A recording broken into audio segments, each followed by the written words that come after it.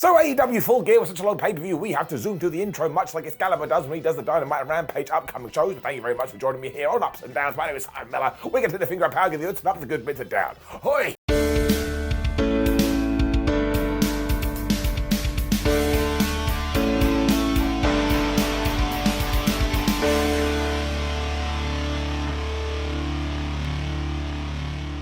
So AEW Full Gear proper started with a flipping cage match. I don't mean the structure was like spinning around on its axis, and it is 2022 wrestling, and that could happen, but it was Lutrosaurus and Jungle Boy, and I tell you this, they smashed it. There is no escape because it's pins and submissions only, and Jungle Boy was really smart here because he was like, hey, I've got speed, like Sonic the Hedgehog, I'm gonna go really fast to try and take this guy down.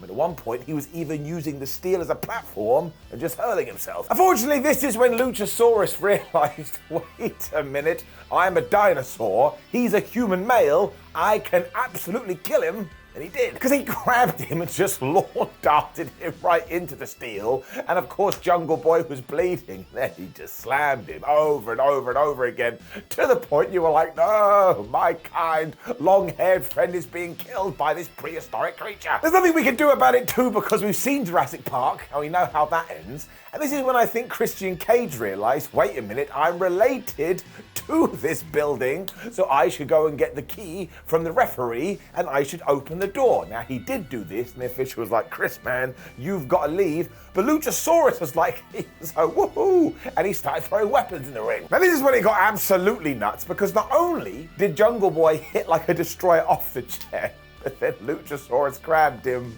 and chucked him right through it. And even I was like, my back, and nothing even happened to me. But the best booking maybe of the entire night was that Jungle Boy kept getting up, and he was such a badass here, couldn't help but love him. It also led to him hitting a pile driver onto Luchasaurus. And listen to me, that is what I did when I watched it. Because Jungle Boy is not like a tiny person, but Luchasaurus is massive. This looked crazy. Certainly it was a terrible idea, because this is when the T-Rex hit multiple tombstones. I was like, I don't think I've ever seen that before. But once again, the boy from the jungle just wouldn't quit. The crowd then started to chant, this was awesome, and they were totally correct. So Jungle Boy's plan was, I know what I'll do. I'm gonna hit this person with a chair so hard it was probably animal cruelty. I'm gonna put him on a table. He then climbed to the top of the cage, as all wrestlers must do. He dove off. He hit this massive elbow through the wood, and he didn't, I was about to say he got the 1, 2, 3. No, he didn't, I'm cutting myself off. He didn't get the 1, 2, 3.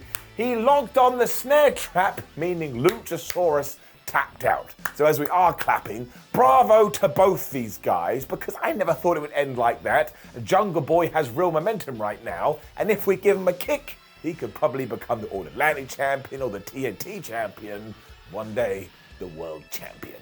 I mean it, this rocked up. Okay, right, so you know how wrestling is all about moments and those little things that somehow speak to you on a personal level?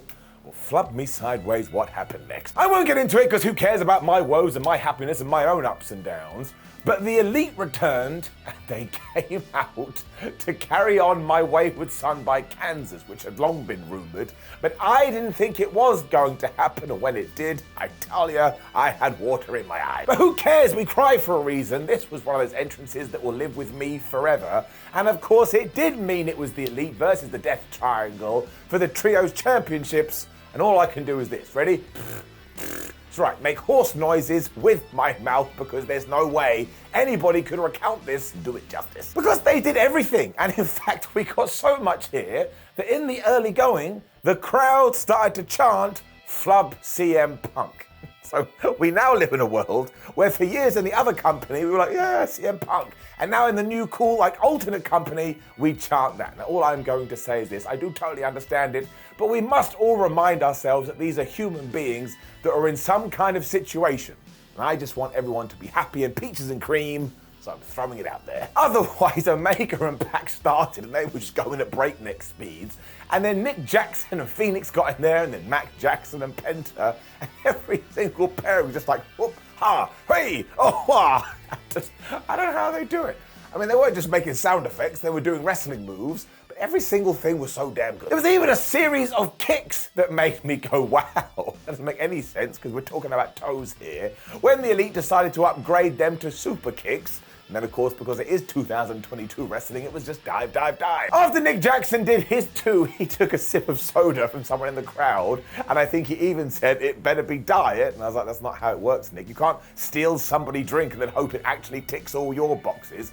And then the Death Triangle was doing all these drop kicks, and somehow throughout all of this, Penta's nose was bleeding. I was like, yeah, I guess it would be. I just said Penta's nose, but I meant Pac's nose. I can't even keep up with nostrils during this thing, because he went for a dive and Kenny Omega stopped him and threw him into the floor. And then we just had a bunch of other moves, including, I swear, Nick Jackson doing CM Punk's running knee into the corner.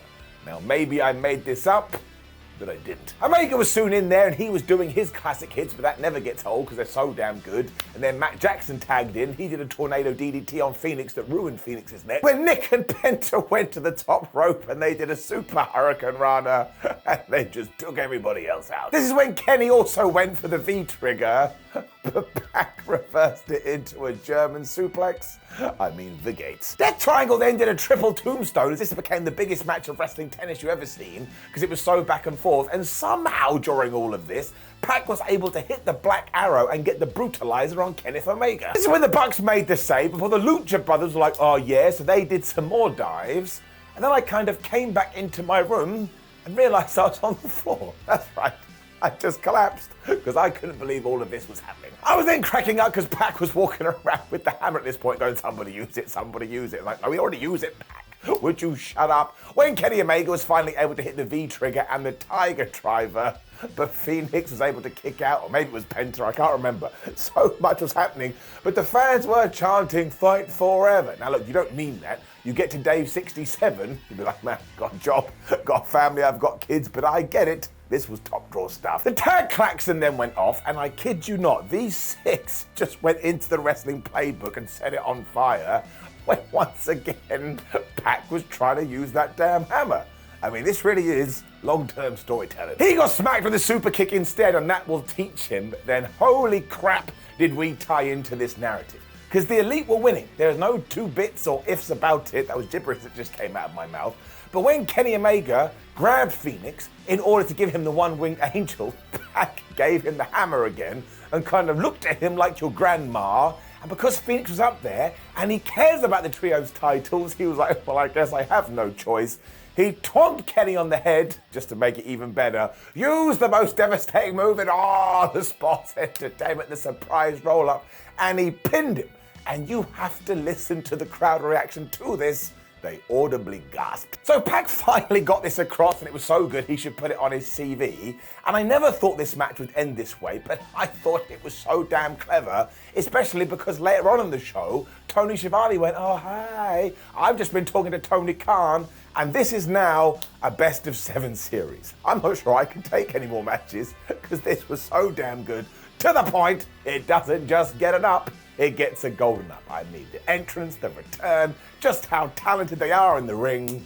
This is what wrestling is all about. I did feel a little bit sorry for Nyla Rose versus Jade Cargill because they came out after this to have their TBS title match, and there's nothing that they or anybody else could have done. The crowd was absolutely knackered because they'd shouted their lungs out. I actually thought these two did a damn good job. I mean, Nyla came out in a lowrider, whereas Jade came out dressed like Chitara from the Thundercats, so I was already into this. And otherwise, we did what we should have done. You've heard it once, you've heard it 1,000 times. Big men slapping man meat. Of course, we do have to change this for obvious reasons, so I'm going to call this tanked women smacking lady lumps. Yeah, there you go. And almost straight away, Jade Cargill pump kicked Nyla Rose over the barricade.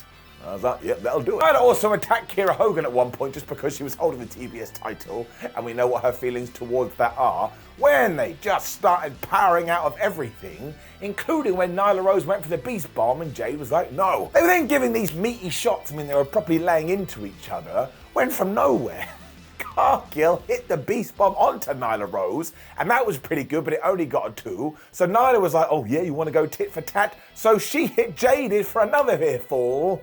And that was in for me. It was like, sign me up, I like it. Sadly though, Nyla then made that cardinal sin, where she was like, well, wait a minute, my strong maneuvers aren't working. Maybe I should go flippy dippy doo-dah 9,000. She climbed the ropes, she went for something, she totally missed, so Jade went, ha ha, hit her with the big boot, hit her with the jaded, 1, 2, 3, she's got her belt back. I really did like this too because they just kicked each other's ass and they had a story. We invested in it, and sure, not every single week was perfect, but it was damn fun. Give it up. And then we went right into our four-way for the Ring of Honor World Championship. I mean, what a silly show. So it was Bryan Danielson versus Sammy Guevara versus Chris Jericho versus Claudio Castagnoli. And of course this was good. I mean, it's much like the Elite match. They just went, oh, you want some moves? Well, we've got some moves. And we played off the fact that we had the Blackpool Combat Club taking on the Jericho Appreciation Society. I mean, the coolest part was after Bryan and Claudio had cleared the field, they shook hands and then they started hitting each other. Although later on, Sammy Guevara and Chris Jericho got back in there. And because they're heels, they were kind of doing more villainous tactics, but you could just see what was coming. Because after they both did their pose, and both went after Bryan Danielson's eye, which is perfectly normal behavior. Sammy Guevara hit a Super Hurricane Rana, he hit a standing Spanish fly. I mean, you can say whatever you want about the guy, but he's so damn talented. When Claudio returned, he went for a springboard something, went right into a code breaker by Chris Jericho, and the ref went 1, and the ref went 2, and who stopped this and broke it up? That's right, it was Sam. Chris sold this like his mum had betrayed him too. I mean, it really was such a good moment. So of course they started to fight when Guevara actually hit the code breaker onto Jericho and he got a near fall too. And I was like, here we go. He also tried for the walls of Jericho, but that was dumb because Chris has been doing that for years, so he was able to reverse it, which is when Bryan Danielson zoomed in there. Then there was just like this octopus submission thing. I mean, everybody had a hold on everybody else. Jericho took the brunt of this, so Sammy Guevara was then back to help him. But as soon as he got his buddy on his feet, he dropped him with the GTH and he went to the top and he hit the shooting star press. And this was such a good false finish because Chris Jericho kicked out at 2. I mean, this was so well put together. Sammy also did another shooting star press to the floor because he's crazy, and Claudio hit this amazing springboard cutter. But this all came to a climax when Claudio Castagnoli was rocking and rolling. I mean, he had Sammy Guevara and he was giving him the big swing when Chris Jericho, 51, 52-year-old Chris Jericho, just came flying in with this jumping Judas effect. Now the commentators went, oh, he didn't get it like intended. Who cares? It looked so damn good. And then Claudio got back to his feet, so Chris Jericho gave him another one and he pinned him to retain his championship. Now, once again, I haven't given you the half of this because we have so much to talk about, but it was just so entertaining. I had a smile on my face the entire time, made me look like a psychopath.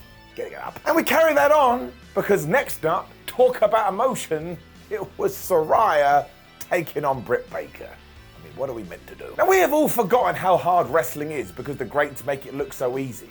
But here you have someone that not only has to try and live up to that, but is also coming back from an injury where she was told, you will never wrestle again. So I don't even know how she went out there and did this, but fair play to Soraya, fair play to Britt Baker, they totally smashed it. We also had some fun, if that's the right word, I suppose, because after Britt Baker had floored Soraya for the first time, the referee kind of checked on her and Soraya was all like, ha ha ha ha, don't worry about it. I can't lie. Whole time, I was like her parent. I was like, please, please be okay. I don't want to see it. Baker then fired back with a neck breaker on the floor, though, and I think you can understand the severity of that, given all the names involved, and also applied a flipping cravat. So her whole offense was focused on this area. And what's the last area you want to see Soraya attacked in?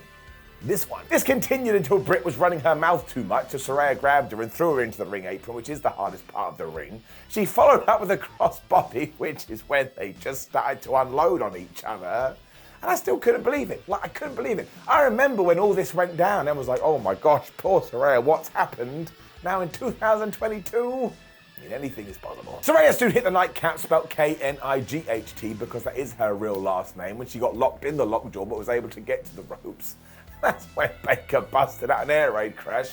So once again, I was doing this. The mega wincing came though when Brit hit the curb stomp because again, it was the curb stomp, just so wibbly wobbly. They were then mucking around on the ropes, and Soraya was able to turn that into a sunset bomb, which was really cool, and follow up with the fisherman driver, which is her finishing move. But amazingly, Britt Baker was able to kick out when I was like, wait a minute, I think Soraya's going to win. They were then trading for the most devastating move in all of sports entertainment, so I was happy when we got a ripcord and another big need for Soraya for another near fall. And somehow throughout all of this, Britt Baker hit the curb stop again, but Soraya was able to kick out, and I bit on that one. I thought it was going to be the finish. Maybe it should have been. I think Soraya realized this as well, because she got back to her feet and she hit one fisherman driver and she hit another one, and because this had basically been a total 3 of her finishing moves, she covered Britt Baker. She won the match. You could just see on her face how happy she was. So was all of the fans. And once again, this is what wrestling is all about. Hitting you right in the tum-tum is getting it up. I was then stunned. More for me. Because when we were doing the Full Gear predictions for the TNT title match between Powerhouse Hobbs, Samoa Joe and Wardlow, at no time did I predict Samoa Joe to win. Guess what happened? If you haven't figured it out, you weren't listening. Because, yep, he did get the victory. Otherwise, this was just hilarious. I know we've already talked about it, but this was the definition of big men slapping man meat. I mean, it was just you do a move, I'll do a move, you do a move, I'll do a move. Then Wardlow does a dive because he's absolutely insane. I had the best time. Early on too, Hobbs was just flattening people and throwing them around. And I tell you, he has got so good over the last few years. His future is very bright. When, Wardlow did that twisting dive to get back into this and hit a senton, when Samoa Joe was like, well, anything you can do, I can do better. So he hit a senton too. Joe then got rid of Ward and he raked Powerhouse Will Hobbs right in the eyes. And when Wardlow ran back in there, Samoa Joe just slammed him. This was when I was like, oh yeah, Samoa Joe is the best. All guys were then taking hits when Joe decided he would do a dive and he was gonna powerbomb Wardlow, which is when Hobbs came back with this massive pounce. And that was so funny because he killed everyone. I genuinely laughed. He also hit this huge spine buster for Do, but when he wasn't able to do that, Wardlow decided, I'm done, I'm bored, I need to go home. He hit one powerbomb, he hit 2 powerbomb. When Samoa Joe saw this and was like, well, no, I don't want this to happen. This is terrible. He took the TNT title, he smacked Wardlow right in the head, and of course, Powerhouse had just taken 2 of Wardlow's finishes. Samoa Joe was like, all right. He locked in the Kikita clutch. Hobbs was totally dead. Samoa Joe won. He is now a double champion too, so let's just unify these belts and be done with it. And look what we can do coming out the other side. You can do Joe versus Hobbs, and you can do Joe versus Wardlow. This was also a good way to get the belt off Wardlow without him losing. There's another round of applause, and it's getting it up. Quick backstage skit next that we'll zoom through for obvious reasons, but basically, come Dynamite, it's going to be Ishii versus Chris Jericho for the Ring of Honor World title, and we're going to get Jake Hager taking on Orange Cassidy for the All Atlantic title. Also, you should go watch this. It was very funny. Jake Hager made jokes about his hat. I liked it. Okay, now look, given time constraints, my camera just turned off by saying, you've been recording for too long. We're going to have to just speed up a bit, which kind of works for what did come next, because it was Jay Lethal and Jeff Jarrett taking on Sting and Darby Allin, and all 4 of these guys knew exactly what they had to do. I tell you, this was absolutely fabulous. Jeff Jarrett is so good for his age, and I mean that as a compliment. Jay Lethal is always good. Darby Allin totally understands his character. And Sting is 62 years old, and he was doing dives. He took this horrible choke slam from Satnam Singh, but he also got this hot tag and he ran wild. I think he may be the best human ever. There's also this great bit where Darby went for the coffin drop and Jarrett hit him with a guitar, but Allin just popped right up like, yeah, that's right, I've learned from Sting. And eventually, basically, Jay went for the lethal injection, Sting hit him with the death drop instead, Darby Allin came off with the coffin drop, 1, 2, 3. I've definitely not done this one justice, because honestly, more fool me for moaning about Jeff Jarrett coming back. This was sports entertainment. And there's nothing wrong with sports entertainment. I'll probably watch it twice, give it up. I will just let you know now too that there was no bad match on this show. Although the next one for the AEW Women's Championship between Toni Storm and Jamie Hayter, well, it was just a little bit special. And the other reason I got into it is that I finally got a prediction right. I said Jamie Hayter would win, and I said Britt Baker would get involved. so I'm hitting a double header. It all really worked too because the crowd was so into Jamie, which pleased me because I was a bit worried a few weeks ago that maybe we had missed the peak. And they still all like Toni Storm too, so this was a win-win. But the way that this all played out, I just thought it was very entertaining. They really did kick each other's ass too, because in real life they are good friends, so I bet they went, hey ho, shall we go out there and slap the crap out of each other? And they agreed, and at one point, poor Rita the ring post and poor Barry Barricade, they just got murked over and over and over again, to the point I hope they got double pay. It was then trade-off time with Toni eventually hitting Sweet Chick music and going for a tornado DDT. And I love it when Toni Storm hits DDTs now because she does them so much, they've come full circle. I'm like, you damn right you hit another. You're always doing well. It also meant that she must have been winning because this is when Rebel ran down to cause some distraction. And it must have been the plan because Jamie Hayter was like, come over here, referee. When Rebel got the championship and she smacked Toni Storm right in the face. She really got her because Toni was bleeding. The real genius though was that Jamie Hayter then hit her lariat. I thought that's gotta be it, it's gotta be the 1, 2, 3. But Storm kicked out, and at this juncture I was like, well, we're clearly not gonna change the title, but more fool me. This is when the referee told Rebel to get out of here because she was being an idiot. When Toni went for Sweet Cheek music again, she fell out of the ring because she missed, and she landed on all fours. And given that the title was down there too, Britt Baker then zoomed in. She hit the curb stop in the title. She threw Toni Storm back in there. And once again, we just went into all these near falls, including Toni all of a sudden getting some near falls. I was like, what is happening? Throughout all this too, Baker was like, right, I'm going to expose the turnbuckle. So Storm grabbed Hayter and she threw her into Britt, kind of taking her out. But then there was some charging. Toni Storm went into the exposed buckle. Jamie Hayter hit that big lariat, and the referee went 1, and the referee went 2, and the referee went 3.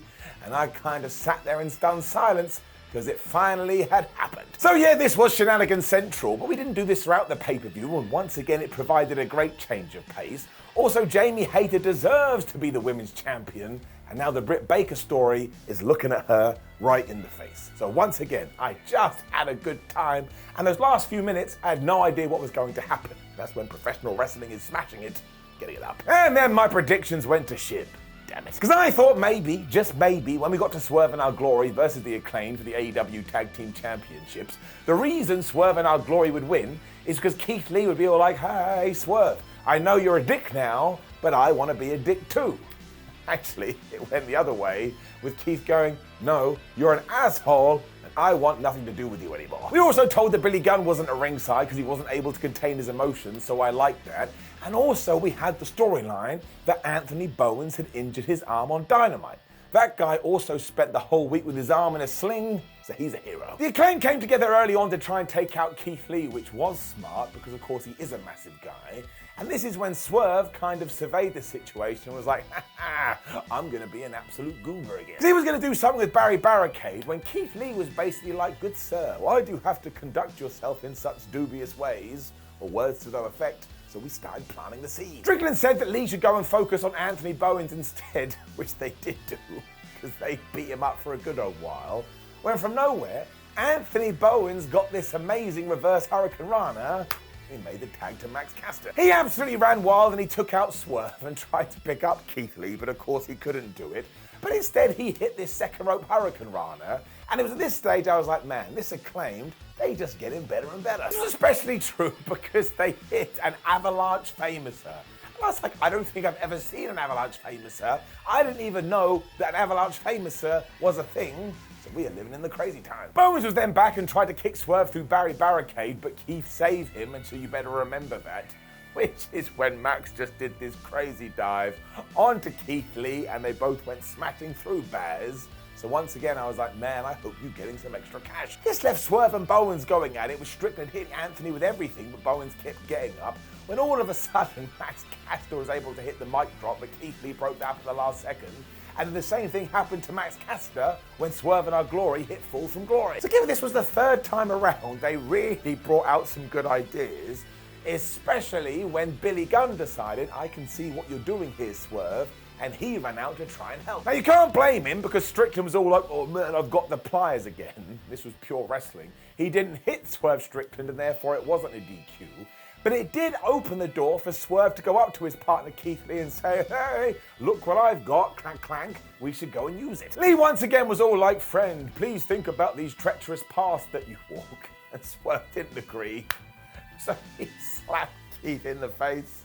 And I was like, oh man, you shouldn't have done that. What was great though is that Lee just bent down, he helped Anthony Bowens up, and he didn't do anything violent, and he just walked out. Now 9 times out of 10 in wrestling, he would have hit a move, but this was so much more powerful, and even though Swerve Strickland tried to survive, the Acclaim basically hit their finishing sequence on him, they pinned him, 1, 2, 3, they are still the tag team champions, so I know I said it once, I'm going to say it twice. Given that this was the third match, they put so much thought into it, and it took me on quite the ride.